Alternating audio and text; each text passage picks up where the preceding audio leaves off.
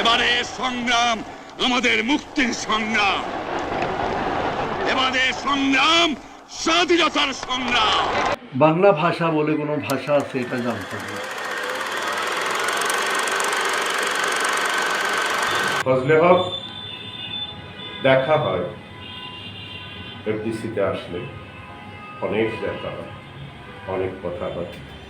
বন্ধু মানুষ, নিতান্তই একজন ভালো মানুষ। ফজলে হক কি বলবো ওনাকে, বেসিক্যালি উনি এডিটার, পরবর্তীকালে আমাদের সমিতির সদস্য। উনি তাকে জীবন্ত এবং অসম্ভবকে সম্ভব করার মতো একজন সম্পাদক। ফজলে হক সম্বন্ধে বলতে বলেছ, আমি তো প্রায় ৮০-৮১টা চলচ্চিত্র নির্মাণ করেছি। তার মধ্যে থেকে উনি আমার অনেক ছবির সম্পাদক ছিলেন। তো উনি আমার দৃষ্টিতে ওনার মতো ভালো এডিটার আমাদের দেশে নেই। ফজলাকে এমন একটা ছিল, আমি বলবো যে সুন্দর গুণ ছিল যে কোনোদিনই কিন্তু তার সম্মানের জন্য আমাকে বলতো না দেওয়ান সাহেব আমাকে সম্মান দেন। আমরা ইচ্ছা করে কোনো সম্মানী অর্থাৎ একটা এনভেলপে ভরে দিতাম, ওটা নিয়েই চলে যেতেন। কোনোদিন কিন্তু বলে নাই যে আমাকে এত টাকা দিতে হবে। দুর্ভাগ্য নিয়ে ইন্ডাস্ট্রিতে আমাকে একটা কথা বলছিল, সেটা মুখের উপরে বলছিলেন, আমার জানা মতে ফজল ভাই বাংলাদেশের one of the best technician and editor. আমার জন্ম 28 ডিসেম্বর 1940 সালে আম্বালায়। আম্বালা সেই সময় ব্রিটিশ পাঞ্জাবে ছিল। আমার বাবা আইন বিভাগে চাকরি করতেন। তো ওখানে রেলওয়ের মোবাইল কোর্টে ওনার অ্যাপয়েন্টমেন্ট ছিল। তো অফিসার হওয়ার কারণে রেলওয়ের একটা বেঙ্গলো আমরা পাইছিলাম। আমাদের সামনেই ছিল রেলওয়ে ইয়ার্ড, যেখানে বগিগুলো ধোয়া মোছা হইতো বা সার্ভিস করা হইতো। তো ওই খালি বগিগুলো দাঁড়ায় থাকতো, ওটাই দিয়ে আমরা খেলা করতাম। এর মধ্যে আসলো পার্টিশন টাইমে আমরা অনেক সময় ওই বগিগুলোতে উঠে দেখলাম যে বগিগুলোতে শুধু কাটা হাত, মাথা, বডি কিংবা পা ভর্তি। ভারত যখন ভাগ হয় তখন ফজলে হক ভাইয়ের বয়স 7 বছর, এবং ভারত ভাগের পরপরই শুরু হয় ভয়াবহ দাঙ্গা। সেই দাঙ্গায় তার নিকট আত্মীয় মারা যায় প্রায় 70 জন। এই বগিগুলো ওয়েস্ট পাঞ্জাব থেকে যারা মাইগ্রেট করে আসতেছিল ইস্ট পাঞ্জাবে, ওদের হিন্দু শিখদের, কিংবা ইন্ডিয়া থেকে যে মুসলমানরা যাচ্ছিল ওয়েস্ট পাঞ্জাবে, তাদের আমাদেরকেও দয়া করে একটা বগি দেওয়া হলো, গুডস ট্রেনের একটা বগি দেওয়া হলো যে এটাতে আপনারা মাইগ্রেট করে গেলাম রাওয়ালপিন্ডি।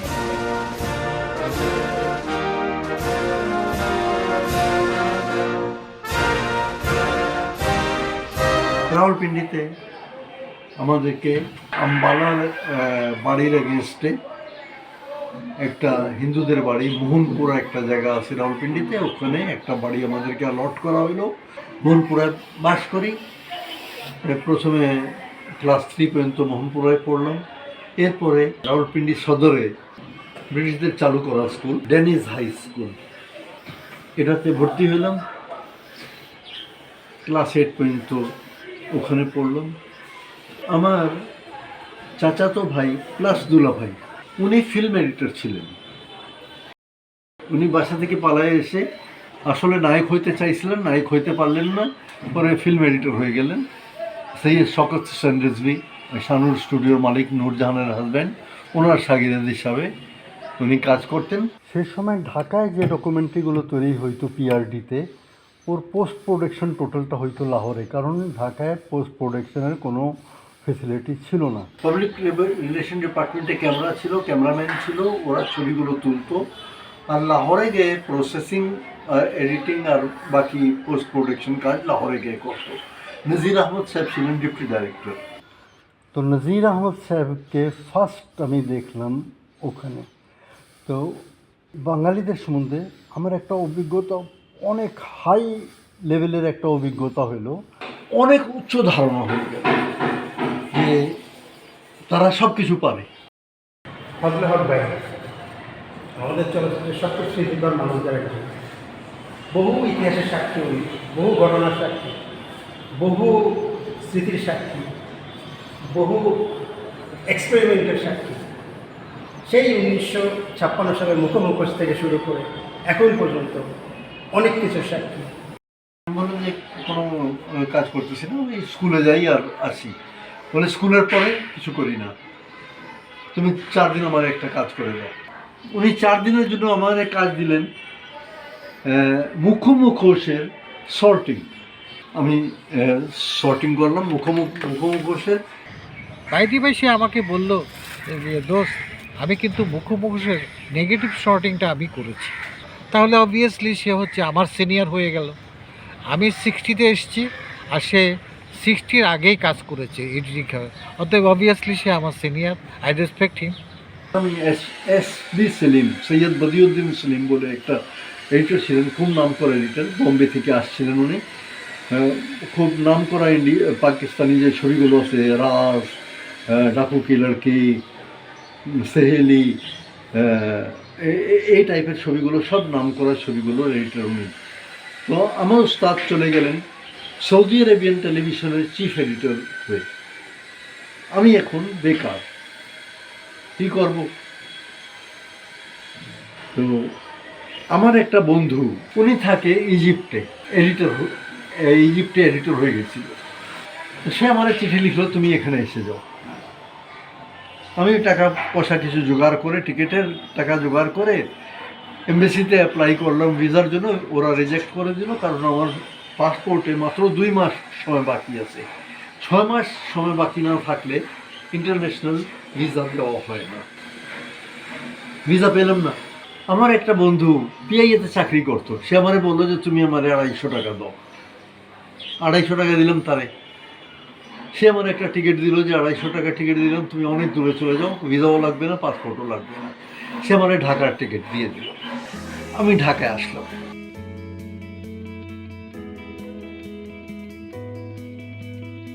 পাকিস্তানের 3 জন লোককে আমরা বেশ শ্রদ্ধার চোখে দেখি, তারা যারা বাঙালি জাতিকে ভালোবাসে।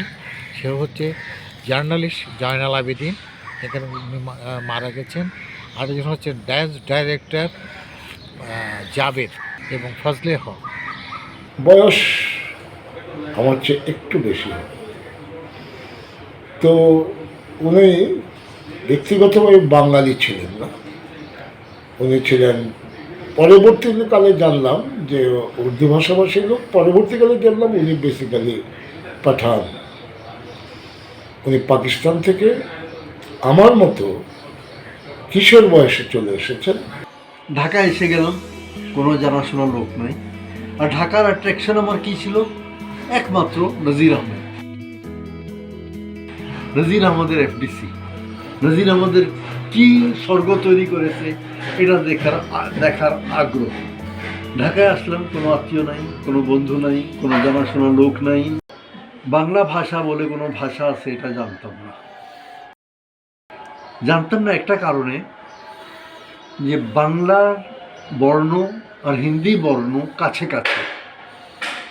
তো যারা এই 2টা ভাষা না জানে তারা তো এই 2টার মধ্যে ডিফারেন্সটা বুঝতে পারে না। তো পাঞ্জাবি হিসাবে আমিও এটা বুঝতে পারতাম না। তো পাঞ্জাবিরা এটাই মনে করতো যে বাঙালিরা হিন্দিতে লেখাপড়া করে।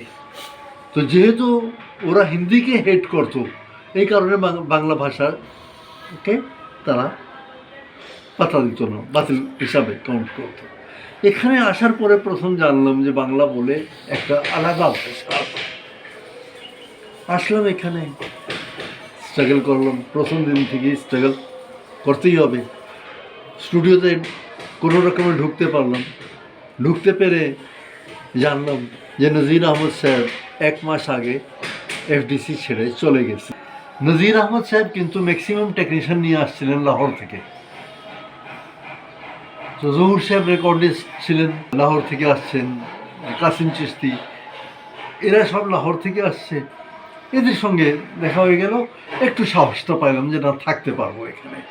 ওই সময় 1 বছর আগে আইয়ুব খানের গভর্নমেন্ট একটা পলিসি অ্যানাউন্স করেছিল যে যাদের এখানে ঢাকায় এক্সিস্টিং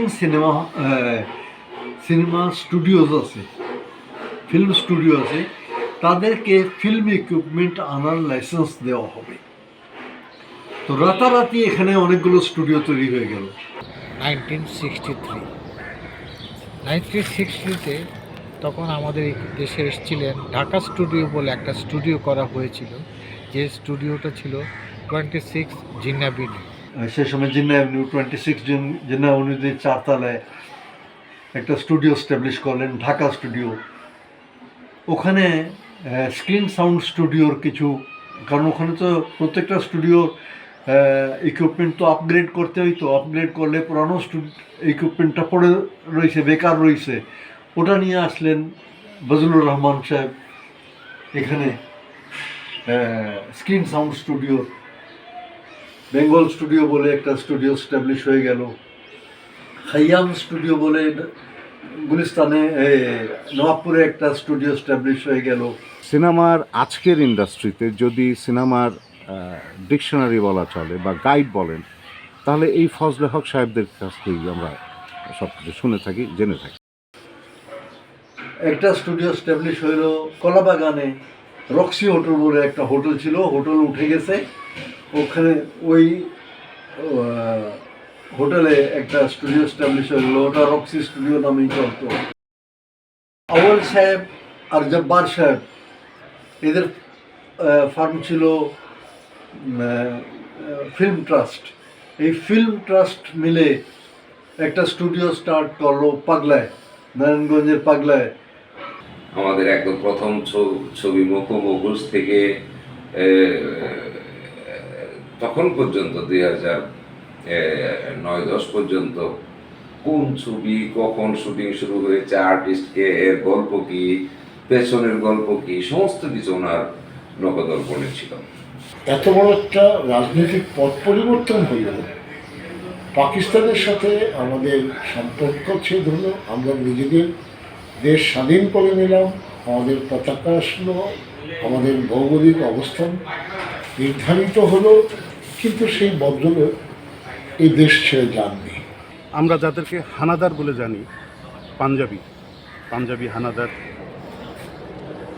সেই পাঞ্জাবি জনগোষ্ঠীর একজন। এই মানুষটি আমাদের স্বাধীনতা যুদ্ধের সপক্ষের একজন শক্তি ছিলেন। আমার একটু প্র্যাকটিক্যাল ধারণা, ওখানকার যে বিহারি ছিল তাদেরকেও বুঝাইল যে দেখো আন্দোলন কিসের আছে। ওয়েস্ট পাকিস্তান ইস্ট পাকিস্তানকে ইকুয়াল লেভেলে আনার, ইকুয়াল লেভেলে আনলে শুধু বাঙালিরা তো আসবে না, আমরাও তো আসবো। এখানে যদি সস্তা হয় জিনিসটা, শুধু বাঙালিরা তো সস্তায় কিনবে না, তোমরা বিহারিরাও তো এই সস্তা কিনবে। তো এটাকে তারা ধরে নিছে যে আমি আওয়ামী লীগের দালাল, ধরে নিছে। 7ই মার্চের যখন ভাষণটা হবে, আমি তো যাবই। আমি ওদেরকে বললাম তুমি একটা কাম করো, উর্দুতে স্লোগান লিখি যে এই আন্দোলনে, স্বাধীনতা এই আন্দোলনে আমরা তোমাদের সঙ্গে আছি। কিন্তু পারলে তারা আমার ওখানে পিটায়। তো তারা জানতো যে আমি পাঞ্জাবি, এই কারণে হয়তো সাহস পায়নি, নাহলে পিটাইতই। ডায়লগ যেটা হচ্ছিল বঙ্গবন্ধু আর ভুট্টোর, ওটা ফেল করে গেল 25শে মার্চ।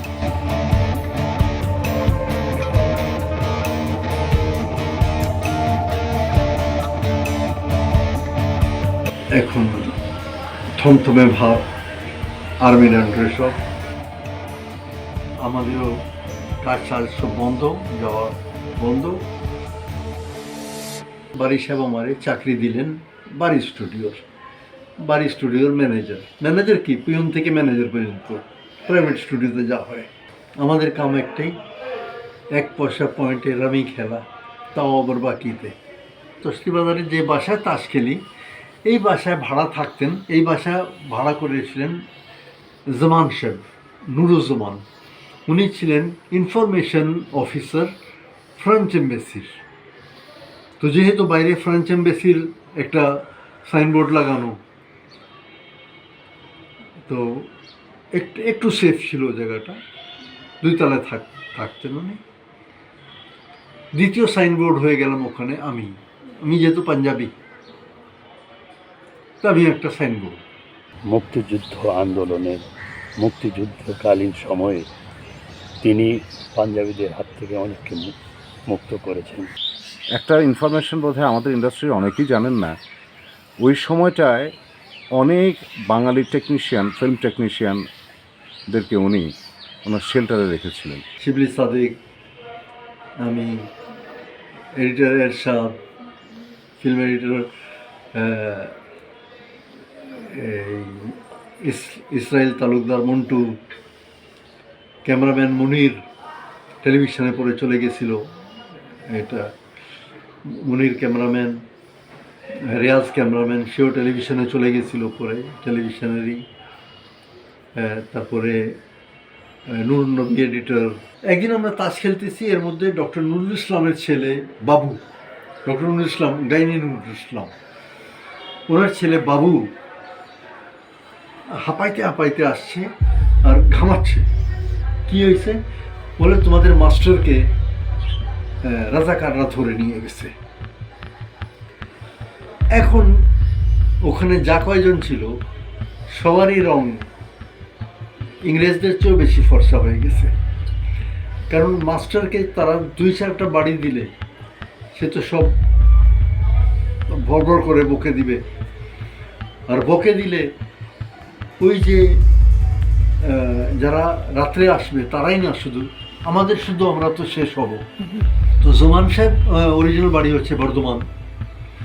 জমান সাহেব আমাদের বললেন, ফজল তুই পুরো মাওরা, আমি অর্ধেক মাওরা, চল আমরাই যাই। রাজাকারদের ক্যাম্প ছিল গ্রিন রোড হাইড্রোলিক ল্যাবরেটরির 2 তলায়। গেলাম, 2 তলায় উঠলাম, তো একটা প্রায় 5 ফিটের মতো একটা অল্প বয়সী রাজাকার, সে টেবিলে বসে আছে, সামনে রাইফেল তাক করে, মানে ফিরাউনের মতো। তো আমরা 2 জন ঢুকতেই হল্ট, থেমে গেলাম, হাত উপরে করো, হাত উপরে উঠাইলাম। কেন আসছো? উর্দুতেই সব বলতেছে। কেন আসছে? আমি বাংলায় উত্তর দিচ্ছি, কেন আসছো? তো দূরে দেখলাম বারান্দায় মাস্টারকে বেঁধে রাখছে। তো আমি বললাম যে উনি আমাদের মাস্টার, আমার বাচ্চাদেরকে পড়ায়, তো ওনার জন্য আপনাদের কিছু। বলে না, ও একটা রাজাকারের ইনসাল্ট করছে, ওরে ছাড়া যাবে না। তো আমি এটা বলছি বাংলায়। জমান সাহেব আমার পায়ে যে পাড়াটা দিছে আজ পর্যন্ত ব্যথা করে, বলো শালা উর্দু বল, উর্দু বল।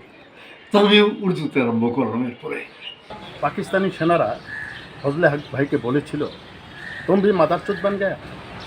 কেন বলেছিল জানেন? কারণ তিনি মুক্তিযুদ্ধের পক্ষে মানে প্রত্যক্ষ এবং পরোক্ষভাবে কাজ করতেন। উনি আমাকে একদিন বলল, শাফি, আমাদের চলচ্চিত্র থেকে আড্ডাটা হারিয়ে যাচ্ছে। এই আড্ডা থেকে কিন্তু অনেক বড় বড় সিনেমা হয়েছে। এই যে আড্ডা, এই আড্ডা থেকে কিন্তু চলচ্চিত্র নির্মাণ হতো। উনি অনেক গুণীজনদের সান্নিধ্য পেয়েছেন, উনি নিজেও একজন গুণীজন। এই যে আজকে ওল্ড টাউনে বিউটি বোর্ডিংয়ের কথা বলে, সালাউদ্দিন সাহেবের ওনার একটা গ্রুপিং ছিল, ওখানে উনি বসতেন, আড্ডা দিতেন। তারপরে জহির রেহান সাহেবের সাথে খানাতুর রহমান সাহেব, তারপরে আমজাদ হোসেন সাহেব। মহিউদ্দিন স্যার, যাকে আমি ফিল্মে সবচেয়ে বেশি লাইক করতাম না, উনি একটা কথা বলতেন যে আড্ডা ছাড়া ফিল্ম হয় না। ফিল্ম মানে আড্ডা, আড্ডা মানে ফিল্ম। এই আড্ডা উনি স্টার্ট করলেন শঙ্কর বোর্ডিং থেকে। শঙ্কর বোর্ডিংয়ের মালিক ছিলেন সুবা মিয়া, সাভারের সুবা মিয়া। উনি একটা ডরমেটরি ওনাকে দান করে রাখছিল, যেটা কোনো ভাড়া নেওয়া হতো না। ওই আড্ডাবাজরা ছিল, মধ্যমণি ছিলেন মহিউদ্দিন স্যার, তারপরে সৈয়দ শামসুল হক। সৈয়দ শামসুল হক কিন্তু মহিউদ্দিন স্যারের অ্যাসিস্ট্যান্টও ছিলেন। সৈয়দ শামসুল হক, সিরাজুল ইসলাম, আনওয়ার হোসেন, শেখ লতিফ। সেকেন্ড আড্ডা জমতো ইন্দিরা রোডে, সালাউদ্দিন সাহেবের বাসা। ওনার বাসা প্লাস অফিস কম্বাইন ছিল। ওখানে আড্ডা মারতেন আনোয়ারউদ্দিন খান, সালাউদ্দিন সাহেব, বশির হোসেন এডিটর, আনোয়ার হোসেন আসতেন মাঝে মাঝে। তারপরে প্রোডাকশন ম্যানেজার ছিলেন সে সময় সফদর আলী ভুঁইয়া। আর একটা আড্ডা ছিল রকিবউদ্দিন সাহেবের বাসায়। রকিবউদ্দিন সাহেব ছিলেন সে সময় প্রিন্সিপাল পলিটেকনিক কলেজে। তো ওনার অনেকগুলো শাগির, যাদের মধ্যে জহিরুল হক, ফখরুল হোসেন বৈরাগী, এরা সবাই যারা পলিটেকনিক স্কুল থেকে আসছে তারা সবাই ওখানে আড্ডা মারে। পরে আসেন চতুর্থ আড্ডা। এই আড্ডা ছিল কায়েততলিতে। কায়েততলির আড্ডা ছিল জহিরান সাহেবের বাসা। খাঁচা ভাঙবো আমি জহিরানের তো 7-8 জন অ্যাসিস্ট্যান্ট ছিল, আমজাদ হোসেন, সবাই মিলে ওখানে আড্ডা মারত। আবার 5 নম্বর আড্ডা, এটা ছিল খাজা দিওয়ান। এই আড্ডা ছিল ইহসান সাহেবের বাসা, উর্দু ছবি। कभी तो तुमको याद आएंगी वो। স্বাধীনতার পরে এই আড্ডাগুলো শেষ হয়ে 3 জায়গায় ডিভাইড হয়ে গেল। 3 জায়গার মধ্যে একটা পুরানা পল্টনে হাবিবুর রহমান খানের বাসা।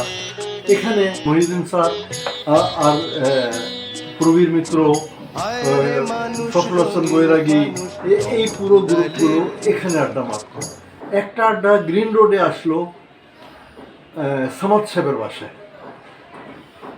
সাভার বোর্ডিংয়ের আড্ডাটা সামাদ সাহেবের বাসায় ট্রান্সফার হয়ে গেল। সামাদ সাহেবের বাসায় এই আড্ডাটাও একটা খুব বেশ জমজমাট আড্ডা হইতো। ডিফারেন্ট ক্যাটাগরি, ডিফারেন্ট সেকশনের লোক, ডিফারেন্ট গ্রুপের লোকজন ওখানে আড্ডা মারত। থার্ড আড্ডাটা হইল ইন্দিরা রোডেই কাজী জহির সাহেবের বাসা।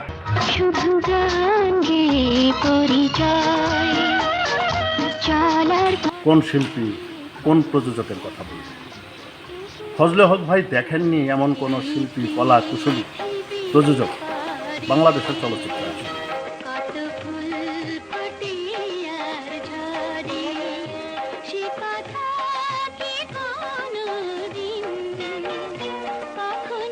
আয়নাতে ওই মুখ দেখবে যখন।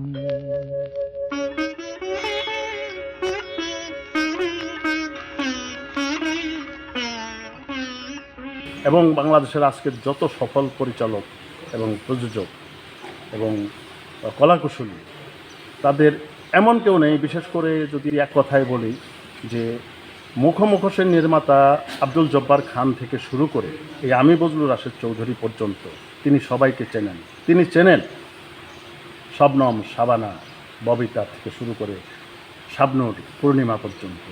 এই ফজলে হক সাহেব এদেশের নির্মাতাদেরকে একটা নতুন রাস্তা বের করে দিল। কি সেটা? সেটা হচ্ছে উনি একটা নাম দিলেন জ্যাকগ্রাউন্ড। ব্যাকগ্রাউন্ডের জায়গায় জ্যাকগ্রাউন্ড। আমাদের এখানে আগে ব্যাকগ্রাউন্ড হতো, ব্যাকগ্রাউন্ড মিউজিক, আমরা ছবি দেখে ব্যাকগ্রাউন্ড মিউজিক করতাম। তিনি হঠাৎ প্রচলন করে দিলেন জ্যাকগ্রাউন্ড, দ্যাট ইজ টেপ রেকর্ডার দিয়ে জ্যাকগ্রাউন্ড, স্টক মিউজিক দিয়ে জ্যাকগ্রাউন্ড করা। ফজলে হক চলচ্চিত্র সম্পাদনা এমন কিছু টেকনিকের প্রয়োগ করেছেন, এইসব টেকনিক এর আগে ওনারা করেননি। নতুন নতুন টেকনিক এনেছেন, নতুন নতুন কুশলতা এনেছেন এবং নতুন নতুন আইডিয়া এনেছেন।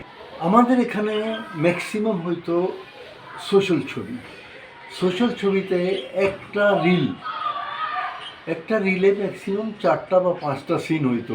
অ্যাকশন ছবি যখন এখানে আসবে এক রিলে 20টা, 22টা, 25টা সিন আরম্ভ হয়ে গেল। এত কুইক চেঞ্জ করা মিউজিশিয়ানদের পক্ষেও সম্ভব ছিল না। তারপরে দ্বিতীয় কথা হইল যে জেমস গ্রুপ, স্পেশালি জেমস গ্রুপে বা মিন্টুর ছবিগুলোতে যে টাইপের অ্যাকশন আসলো, এই টাইপের অ্যাকশনের সঙ্গে আমাদের এখানকার মিউজিকটা খাপ খাইতো না। অ্যাকশন ছবিতে যে মিউজিশিয়ান আমাদের এখানে আছে, এদেরকে দিয়ে ওই কালার আনা পসিবল নয়। দ্বিতীয়ত হলো, যদি ওই কালার আনতে হয় আমাদেরকে একটা রিল কমপক্ষে 3 দিনে ব্যাকগ্রাউন্ড করতে হবে। 3 দিনে ব্যাকগ্রাউন্ড করলে যে খরচটা পড়বে, কোনো প্রডিউসার এই খরচ বহন করতে রাজি না। সেজন্য ফজলুল হক কী করলো, ব্যাকগ্রাউন্ড শুরু করে দিল, অর্থাৎ ক্যাসেট দিয়ে ওই ছবি ব্যাকগ্রাউন্ড করেছে। এবং এদেশে নতুনত্ব, এই নতুন ডাইমেনশন, নতুন সংযোজন ফজলুল হকই করে। শিবের একটা খুব শখ ছিল যে আমার ছবিতে James Bond, Hawaii 5-0, for a few dollar more, fistful of dollars, এই টাইপের ছবিগুলোর মিউজিকটা থাকবে। সে এই সব ব্যাপারে আমার উপরে খুব বেশি ডিপেন্ড করতো। থ্যাঙ্কস টু হিম ডিপেন্ড করতো। আমার 4-5টা ক্যাসেট দিল যে আমি এই মিউজিক ফিল্মে ইউজ করতে চাই। আর বারুদ ওয়াজ ফার্স্ট ফিল্ম যেটাতে এই লাইব্রেরি মিউজিক দিয়ে আমরা ব্যাকগ্রাউন্ড মিউজিক করলাম। তিনি মূলত সম্পাদক, চলচ্চিত্র সম্পাদক। এছাড়া তিনি পরিচালনা করেছেন, চলচ্চিত্রের জন্য কাহিনী লিখেছেন, তার কাহিনী নিয়ে ফখরুল হাসান বৈরাগী ছবি বানিয়েছেন। তিনি চলচ্চিত্রের প্রয়োজনে ক্যামেরাও চালিয়েছেন। যখন সহকারী পরিচালক, তার কাছে অনেক কিছু জানতে চাইতাম, শেখাতাম। সে একদম সুন্দর করে হাসি মুখে বলতো, এটাই ভাবা হয়, এটাই ভাবা, এটাই ভাবা হয়। ওনার প্রতি শ্রদ্ধায় আমার মাথা নিয়ে আসে, এই কারণে যে একজন সিনিয়র হিসাবে যতটা দরকার তার অনুষ্কে অনুপ্রেরণা দেওয়া, তাকে ভালোবাসা জিনিসটা বোঝানো, তাকে ভালো দিক নির্দেশনা দেওয়া, সব কিছু তার কাছ থেকে পেয়েছি আমরা। একজন, এক কথায় বলতে গেলে একজন চমৎকার মানুষ। একদম আস্তে করে ধীর স্থিরে কথা বলেন, সবাইকে আপনি আপনি করে কথা বলেন। ফজল ভাই আমাকে একটা ডকুমেন্টারি দেখাইছিল যে সিনেমার শুরু থেকে ধরে একদম ডিজিটাল পর্যন্ত, হ্যাঁ, ওনার এটা কালেকশানে আছে। কীভাবে জয়েনিং ট্রেনিং আসলো, কীভাবে শর্ট জোড়া হইতো প্রথমে, সেই কাটিংগুলো ওখান থেকে দেখতো। আর ওনারা যখন এডিটিং করতে তখন তো এত মাধ্যম ছিল না। যখন একটি নতুন ছবি আসছে, শুনতাম যে নাইট শিফটে অর্থাৎ 12টার পরে হল বুকিং দেওয়া, ওনার ওই ছবিটা দল বেঁধে ডিরেক্টর, প্রডিউসার, টেকনিশিয়ানদের নিয়ে ছবিটা দেখতেন যে কী কারণে, কীভাবে এই মেকিং হইলো, কী হইলো না হইলো, সেই দেখে এসে সেই জিনিসটাকে তারা লক্ষ্য করে কাজ করে। এই ফজলে হক তার কিছু কিছু স্পেশালিটি আমি আমার সম্পাদনা টেবিলে আমি পেয়েছি, যে উনি চমৎকার করে এডিট করতেন উইদাউট মিউজিকে। আমি টাইটেল করতেছিলাম, টাইটেল মিউজিক আলাদা আছে, টাইটেল মিউজিকটা উনি একবার শুনে এরপরে টাইটেলের উপরে যে ব্যাকগ্রাউন্ডটা থাকবে সেই শর্টগুলো উনি রিদমিকভাবে উনি কেটেছেন, হাতে হাতে কেটে কেটে জয়েন দিয়ে তারপর মিউজিকের সাথে যখন স্টার্ট করেছেন, অবাক লাগলো কী করে সম্ভব মিউজিকের চেঞ্জ ওভারের শর্টের চেঞ্জ ওভারটা আসতেছে। এবং এই হচ্ছে গিয়ে ফজলে হক। ফজলুল হক ভাই একজন সজ্জন ব্যক্তি, ভদ্রলোক, কারো আগে নাই, পাশে নাই, পিছনে নাই, সামনে নাই, যা বলার বলে ফেলেন, যা করার করে ফেলেন। সিনেমা অন্তঃপ্রাণ বলতে যে মানুষটা বোঝায় সেটাই ফজলুল হক। ফজলুল হক ভাই সিনেমা অন্তঃপ্রাণ মানুষ, চলচ্চিত্রের মানুষ।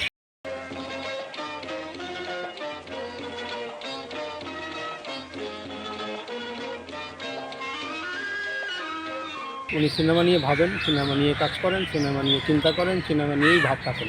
চলচ্চিত্র ওনার কাছে প্রার্থনার মতো। প্রথমত বলবো যে উনি একজন খুব ভালো মানুষ, মানে এত ভালো মানুষ, হাস্যোজ্জ্বল লোক, কথা বললে মুখে হাসিটা বেরিয়ে আসে। উনি ওনার সন্তানদের একেবারে বাঙালি বানিয়ে বাংলা স্কুলে লেখাপড়া শিখিয়ে মানুষ করেছেন, এবং উনি বর্তমানে একজন মনে প্রাণে বাঙালি। তুমি মিশেছো মোর দেহের সনে, তুমি মিলেছো মোর প্রাণে মনে। উনি সম্ভ্রান্ত পরিবারের ছেলে, এদেশে আসছে, নিজের দেশ ত্যাগ করে বাংলাদেশকে ভালোবেসেই এদেশে উনি বসবাস করছেন। ফজলে হক নিঃসন্দেহে নিবেদিত প্রাণ।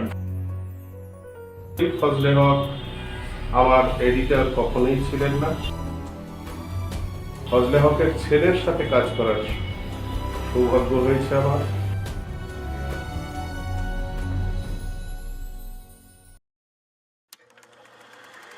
উনি মাঝে মাঝে রেগে যান, রেগে যান একটাই কারণে, সিনেমার জন্য।